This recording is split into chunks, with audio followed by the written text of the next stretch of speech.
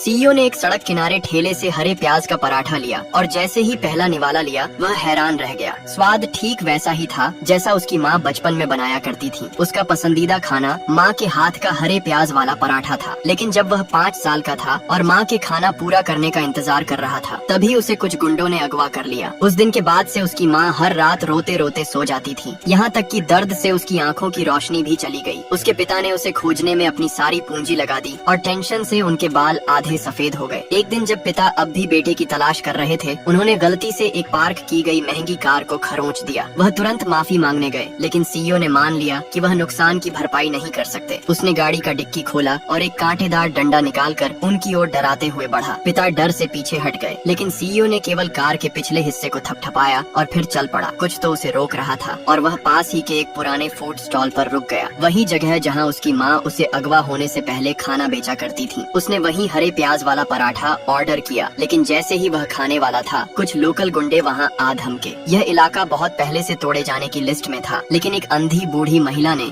वहाँ से हटने से इनकार कर दिया था। उसने कहा कि उसका बेटा यहीं से गायब हुआ था और वह तब तक वहीं रुकेगी जब तक उसका बेटा वापस नहीं आ जाता। गुंडों ने धैर्य खो दिया और तोड़फोड़ शुरू कर दी। बूढ़ी माँ डर से कांप रही थी, लेकिन फिर भी उन्होंने प्रॉपर्टी पेपर नहीं सौंपे। जब जबरदस्ती की गई तो उन्होंने एक पुराना प्रॉपर्टी सर्टिफिकेट निकाला। एक गुंडे ने वो छीन लिया और जाने लगा। जैसे ही एक गुंडा उसके पास से गुजरा, बूढ़ी महिला का हाथ उसके बाजू पर बने टैटू से छू गया। उसकी भावनाएं फूट पड़ी। वह जोर से बेटे का नाम पुकारने लगी, ये मानते हुए कि वही उसका वर्षों से खोया हुआ बेटा है। वहाँ खड़ी एक लड़की ने उन्हें शांत करने की कोशिश की, लेकिन माँ नहीं मानी। उसका दिल अभी भी बेटे की तलाश में अटका था। उसने लड़की से कहा कि प्रॉपर्टी के कागज उसे दे दो। लड़की ने अनिच्छा से पेपर दिए, लेकिन तभी गुंडे ने वो भी छीन लिए। इसके बाद उसने लड़की की पहचान पर सवाल उठाया और वहीं पर घोषणा कर दी कि वह उससे शादी करना चाहता है। माँ ने तुरंत कहा कि पहले लड़की से पूछना होगा। जैसे ही लड़की इनकार करने जा रही थी, माँ ने जोर देकर कहा कि वह उसके हाथ के निशान को पहचानती है। लड़की ने तुरंत विरोध करते हुए कहा कि यह तो बस टैटू है। बूढ़ी माँ ठिठक गई